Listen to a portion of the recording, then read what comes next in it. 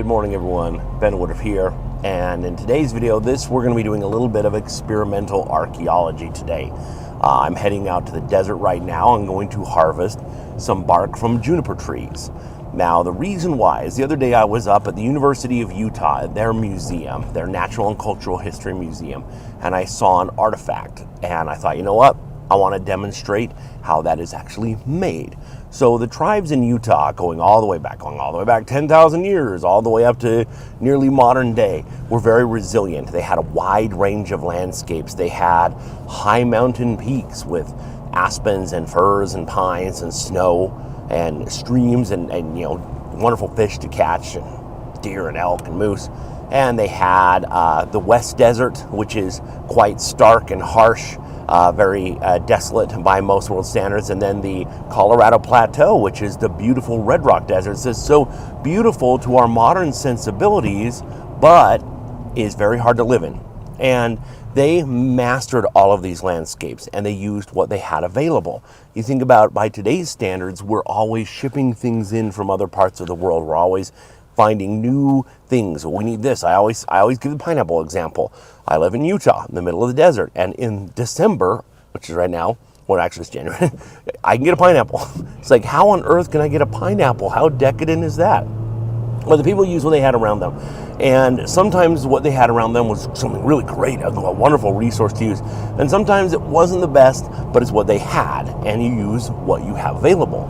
Juniper bark is readily available, and it is weavable. It is not the strongest bark, but it's better than nothing. Offers some physical protection and also some warmth. So where we're going, I'm just going to grab some juniper bark, and then I'm going to head over to the Hutchings Museum, and I am going to replicate this artifact. And I'm going to show you the whole process step by step so you can do it on your own.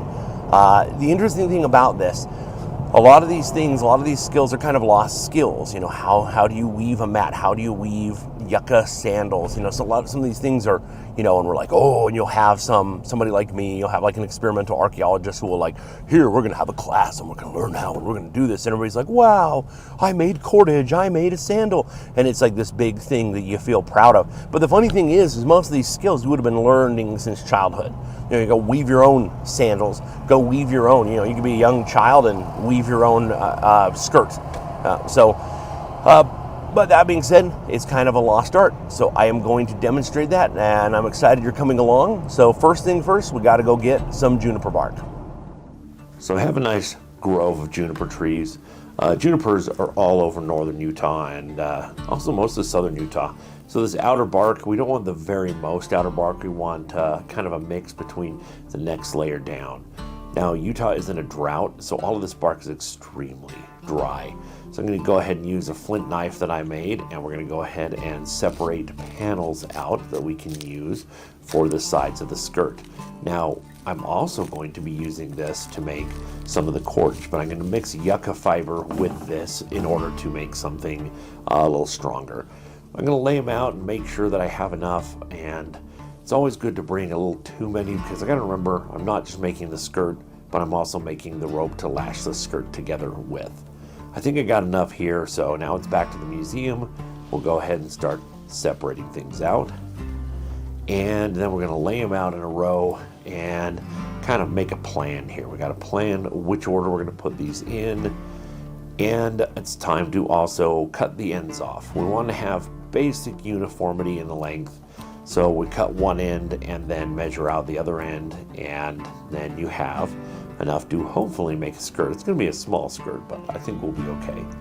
And now I'm going to use yucca fiber. Here's some coarse yucca I harvested a few weeks ago, banana yucca. And I have some much finer yucca that I harvested a few years ago. And water.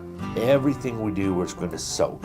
So first of all, I'm dripping water onto this little bit of juniper bark here to start to make the waistline. Kind of there's a belt that goes around the top. And really quickly I realized I'm going to have to use a bucket. Here's the yucca fiber. We're going to separate some of that out and soak it in the bucket as well. Now, getting this wet is vital. Everything in this process is getting wet. Now, I'm going to start to cordage here, turning these two different directions, and then you twist and it makes a loop. and then you continue those going both opposite directions and making cordage. Again, this is going to go around the inside at the top of the waist, so we want this to be a little thicker than one might normally make for some cordage. Now, once we're getting in there a ways, we get some good rope going, and it's time to add in more to make this longer. So to do this, we take another bunch of fiber, fold it in the middle, and we're just going to wedge it right in there. As you can see, we're going to wedge it in and continue to twist the same directions we were already twisting. And in this way, we're just going to make that entire waistband. I think we got this long enough here because this has to be long enough to go around a waist and also have two ends to tie off. And we'll get to that in a minute. But I think we're long enough here. And we're going to cut off these little bits that are sticking out. We don't need that. So we're going to do a little trimming there. Now, I'm going to put our juniper panels in the bucket of hot water. Let them soak for, 20, 30 seconds. Then we fold them in half and lay them out in a row. Once they're all laid out like this, I think, again, I wish we had a few more, but I think this is what we're going to have to do with what we have here. I'm going to take the rope and start winding it through that top layer where all these juniper bark panels are folded. And once you get through that, then it's time to start making the actual skirt. So we'll take some cordage, wrap it around the side here, and we weave it so it goes over the other direction.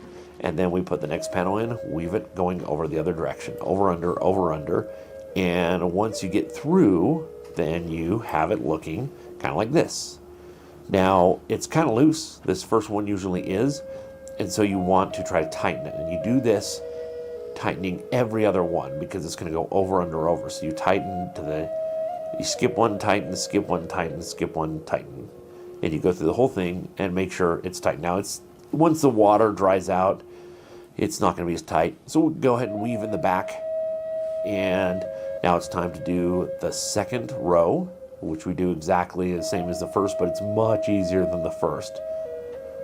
Once that's done, then it's time to go ahead and do the third row. Same thing. The second and third rows are easy compared to the first row.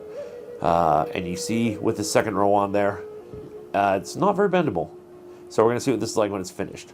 With the third row completed, now we need to replicate the artifact. The artifact had braids at the end, even though it was cordage on the inside. So we're going to undo the cordage that we made, and we're going to braid it. Again, this is exactly what we saw at the artifact in the museum.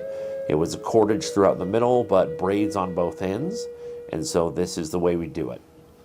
Now, these braids we're going to tie off on the bottom, and these are what are used to tie things together. And of course, we're going to snip off those little edges as well.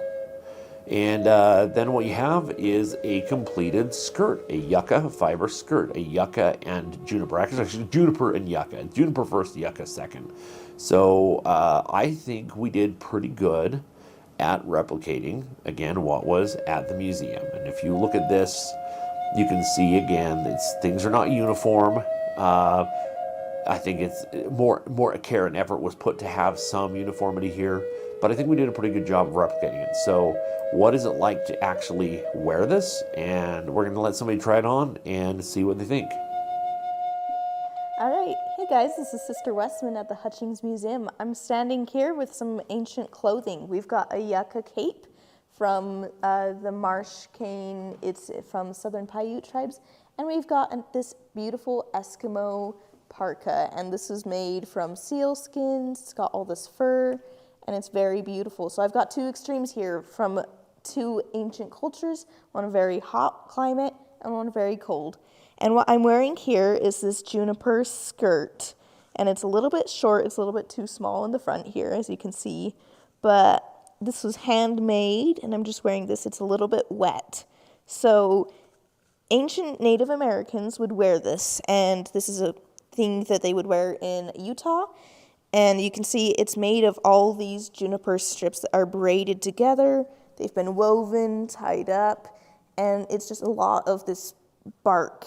And it looks at first glance very scratchy, very uncomfortable, but because juniper bark is so easily frayable and so easily able to be tied up in these sort of strings, it's actually not too scratchy. So wearing this now, it is a little bit wet, so that's going to affect it, but it is surprisingly softer than you'd think. And it's also very heavy. This is a very heavy skirt. So what this is going to do is it's going to provide some protection. That's going to mostly protect from smaller things, insects or snakes, just various small things that are going to be attacking you.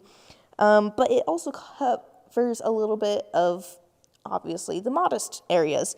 And in ancient cultures, this would come in the front. This one's just a little bit small, but you just tie it in the front here, and it covers your back, just like that. And this is going to be really good for travel, as the wood, again, that's going to protect you from insects, from various weather things.